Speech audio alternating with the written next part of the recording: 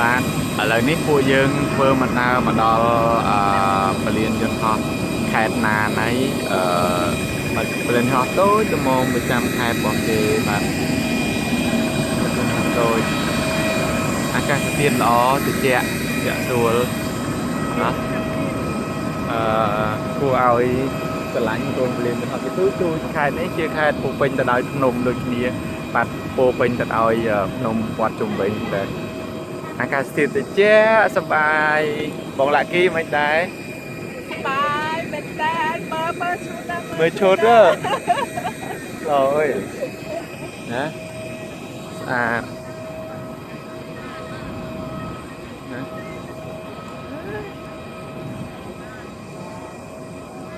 Welcome to Nan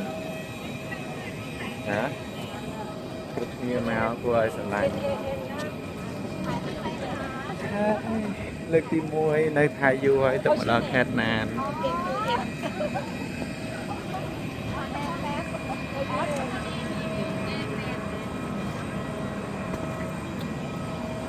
ผมกินแน่น่ะ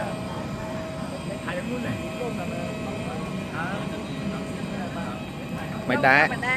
អាកាសធាតុមិនដែរ កាសធាតុត្រជាក់ស្រួល